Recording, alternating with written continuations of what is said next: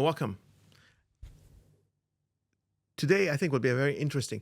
I'm not sure how much in depth I can get into this because it's again very sensitive, but I think it's something that I would like to touch upon because it's also an issue that a lot of families encounter, which is that of the legal structure of any organization and the abuse and utilization of legal in getting a family business either to the next generation or in how it interacts with other companies or other businesses or its clientele. And the reason I say this is because, like anything else, legal or the law is a vehicle, it's a tool. And any tool could be used for good or for bad. When you have a family, the whole concept of a family in a family business is communication, is to talk to one another, is to get ideas across, is to listen to one another. I'm not saying hear another person. I'm saying listen to another person. The difference between hearing and listening is hear is just I'm listening. All I hear is hear is noise. But to listen means I'm actively trying to understand what the other party is telling me. When you create a family business and you are alone by yourself, even that you still need to listen to people around you who care for you, your mother, your father, your siblings, your wife, your husband, whatever the case may be, your child, who might care, a best friend, somebody who actually cares for what you're trying to do. And active listening is significant because it helps you get a better, clearer picture. Think of it as a jigsaw puzzle, okay? And when you have a jigsaw puzzle and there are some parts missing, because that's how your brain thinks of things. There are parts that are missing because you can't see everything.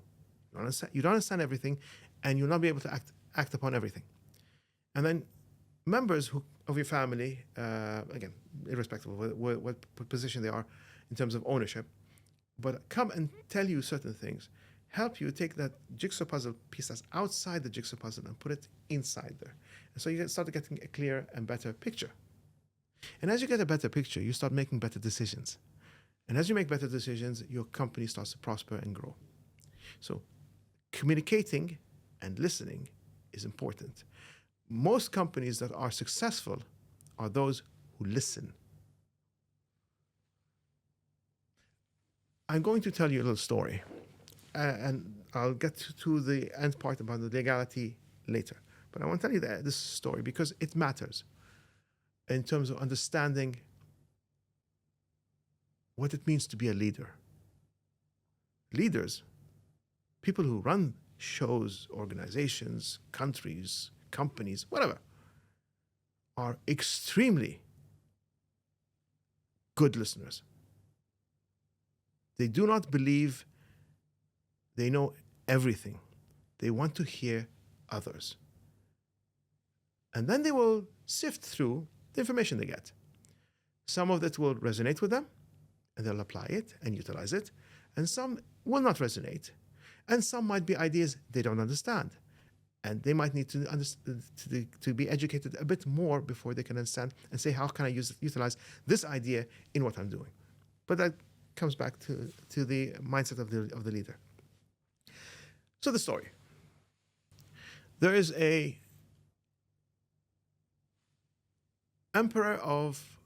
there's a boy and his father in China.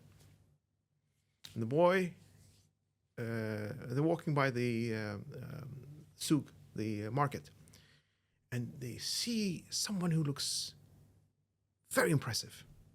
And around him are also a lot of impressive people. So the boy goes, ooh, Baba, who's that man? And the Baba says, oh, that's the Emperor of China. So the son goes, oh, he must be the smartest man in China. The father goes, no. He points at another guy. Okay, he must be the best fighter in China. The father, Papa goes, no, that guy over there. He must be the most wisest man in China. No, Papa goes, best philosopher, best this, best that. And the emperor does not fit any of those. So the son looks puzzled. He asks his father, well, if he's not the brightest, he's not the smartest, he's not the best philosopher, he's not the best fighter, he's not the best. How is he the emperor of China? The father's response was, he is the hub that allows all the spokes to function. Because he's able to understand all of what they're looking for, listens to them, and then gauges what is required for the situation. Each one of them is excellent in his or her field, but they're not the one who's going to combine all of the fields together. The emperor is. The reason I'm saying this is to explain the aspect of legal and how it's used.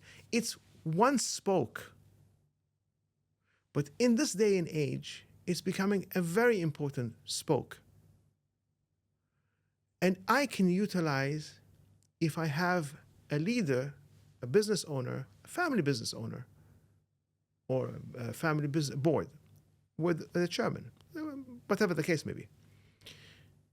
If I can utilize that vehicle, that issue, to harm others by dressing it up in a nice way, where the leader either cannot see or does not want to see, or sometimes really is oblivious to the harm that this thing can be utilized within.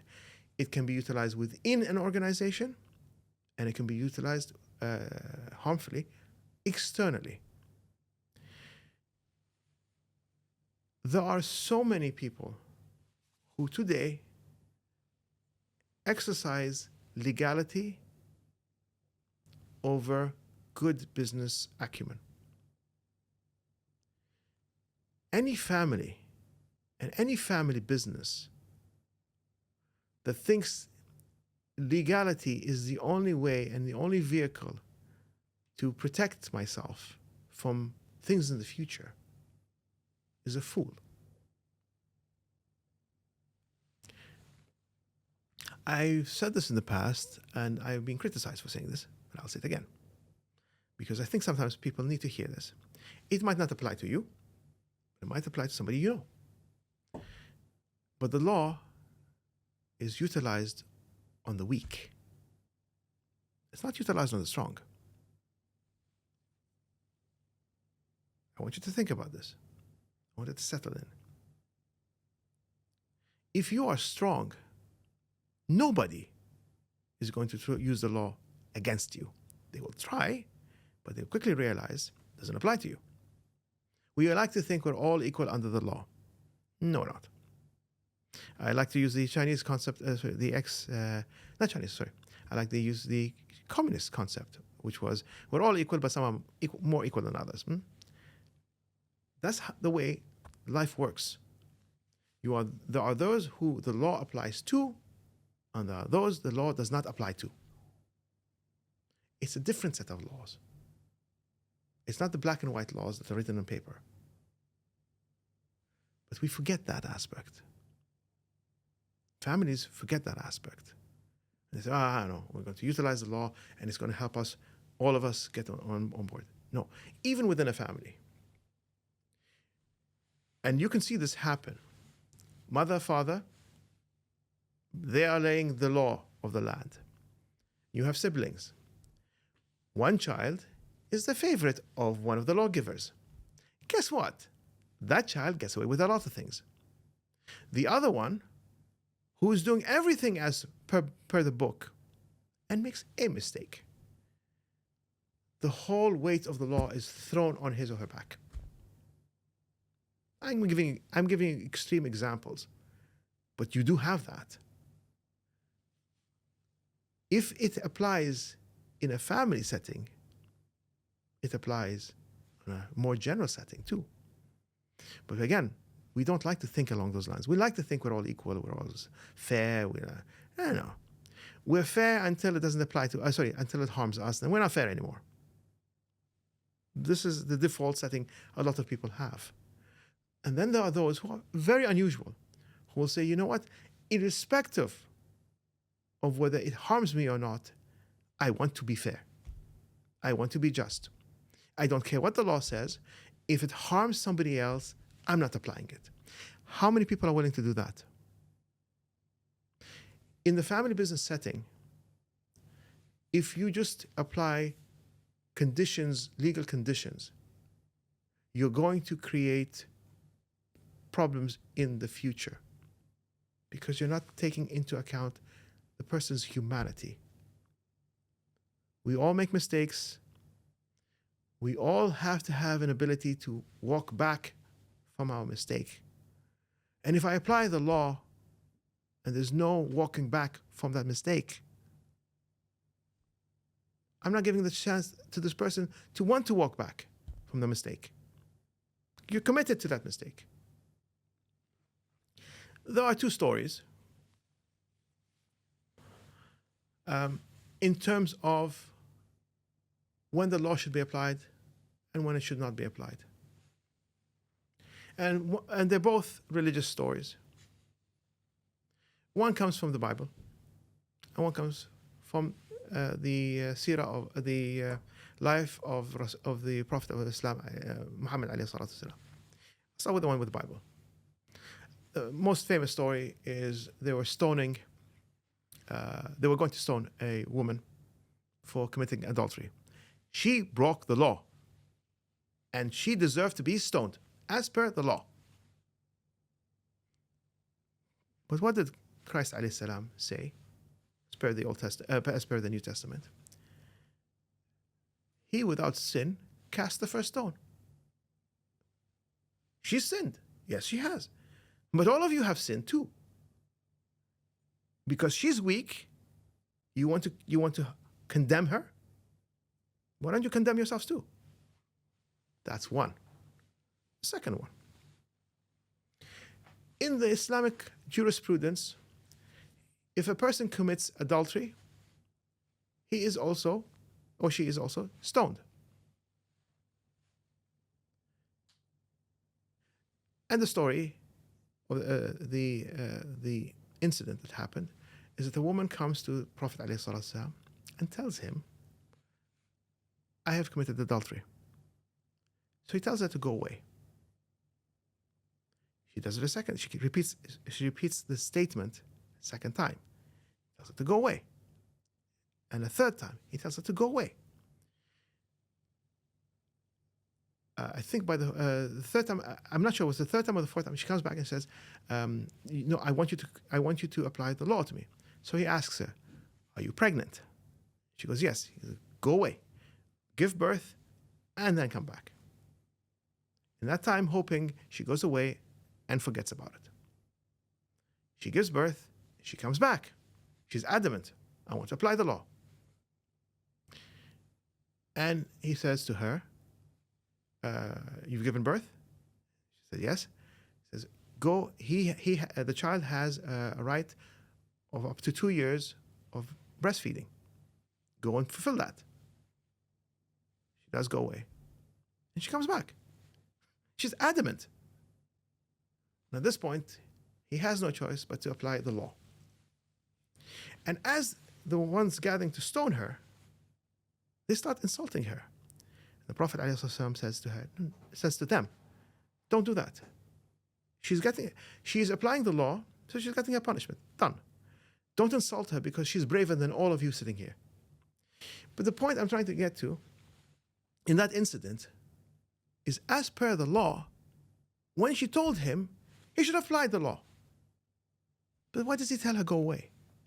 Because if you tell me, I have no choice but to apply the law.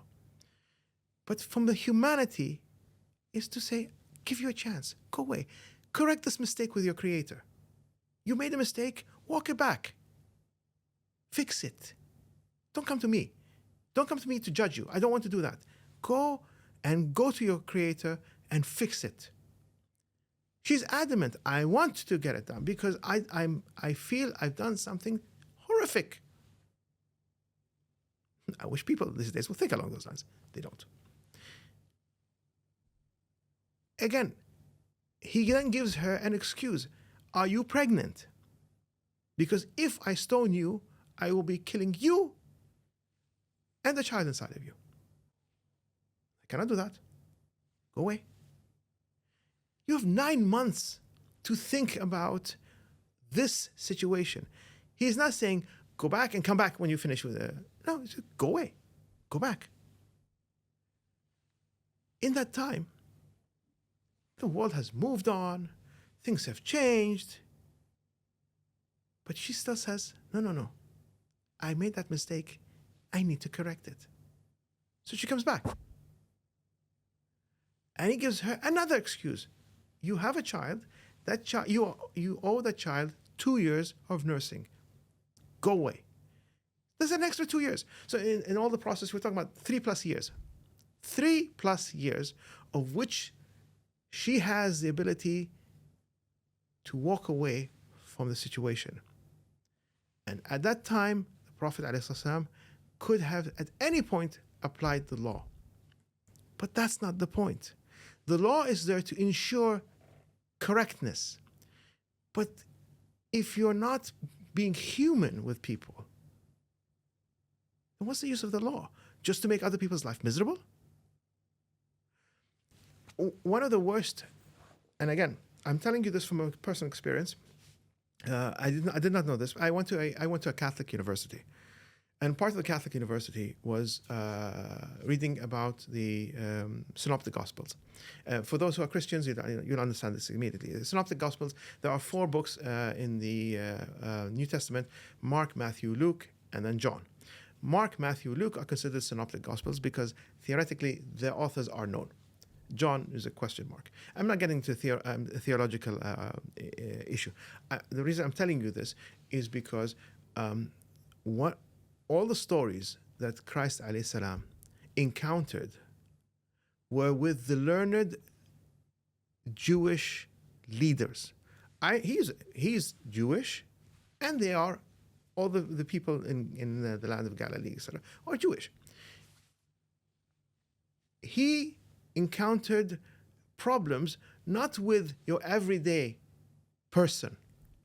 He encountered people with the leaders who used the law. The law was a vehicle to harm,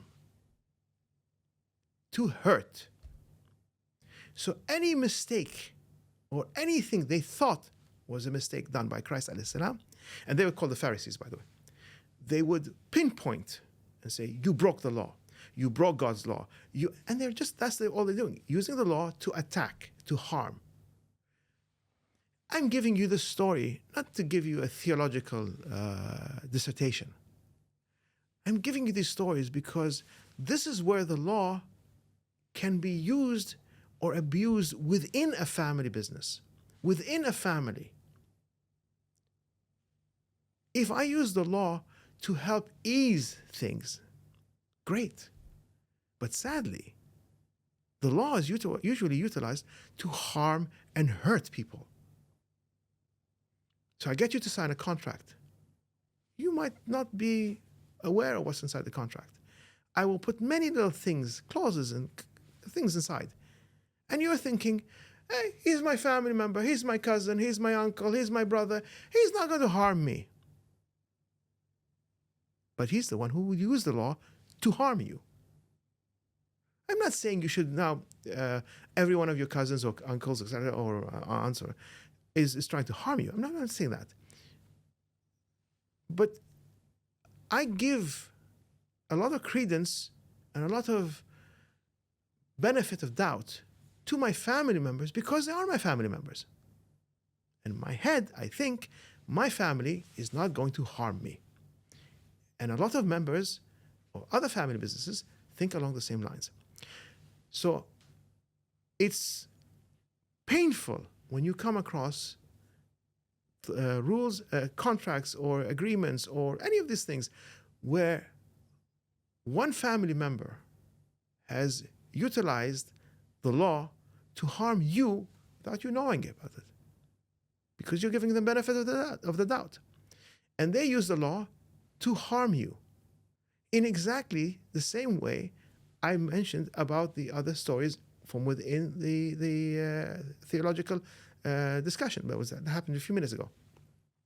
How is the law utilized in a family is also a way for an external and outside party to look and say, is this a family I want to work with or not?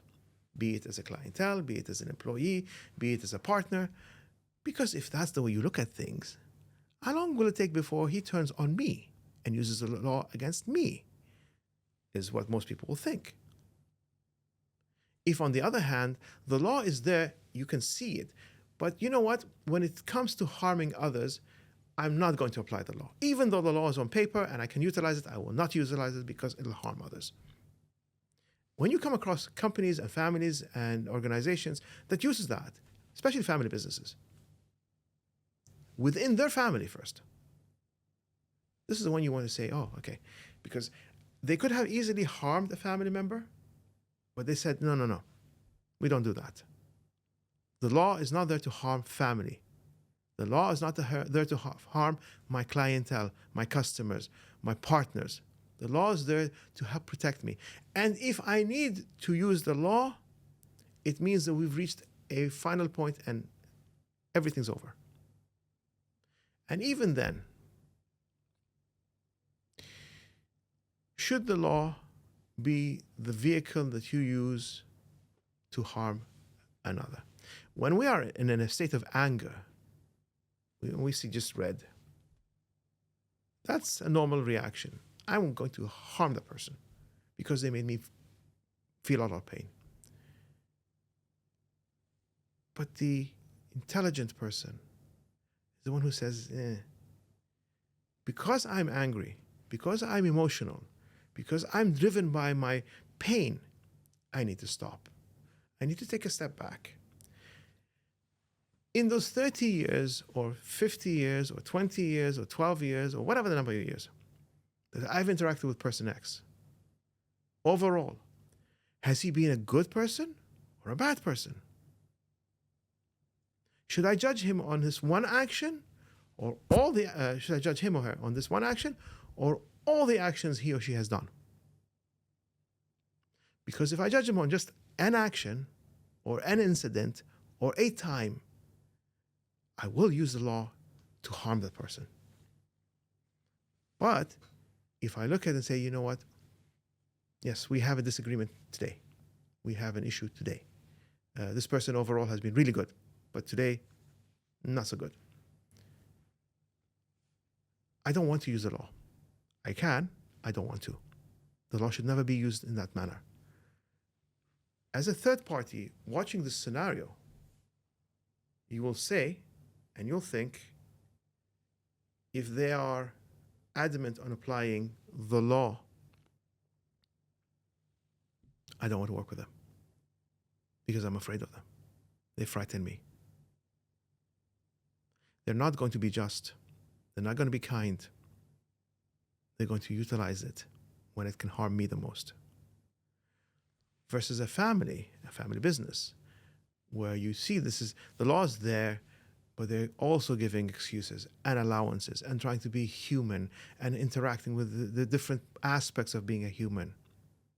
And say, yes, he or she made a mistake. Can we correct it? Can we fix it? Can we? He or she has to pay a bit for that, which is normal. But we're not going to take it to the nth degree and bring the full force of the law on his or her back. When you see that, this is usually a company you want to work with, you want to interact with, you want to be part of, because they honor your humanity and your dignity. They're hard to come across. There are few that can come across in such a manner. I wish you, as much as I wish myself, in the hardest times when we are experiencing things, even though the law might be on our side, to think twice about using it as a weapon. Because you never know If you use it as a weapon, it's a double-edged sword. One day that weapon will be used against you. We forget that. When we're in the upper side, when we're winning, when we're in the upper leg, the wind's pushing towards us, and we feel that we are impervious and we can do what we want to do. That is when you need to step down and say, even though everything is going my way, I don't want to harm the other. I want to get what is mine, but I don't want to harm the other. Because one day, as the wind sails with me, it'll turn and go against me. Might not happen today, might not happen tomorrow. Every religion talks about this. Hinduism has karma. In Christianity, it's called the Golden Rule: do unto others as you want others to do unto you. And in Islam, the saying of the Prophet ﷺ, "Kama tudin tudan," as you do to others, it'll be done to you. It's a universal concept.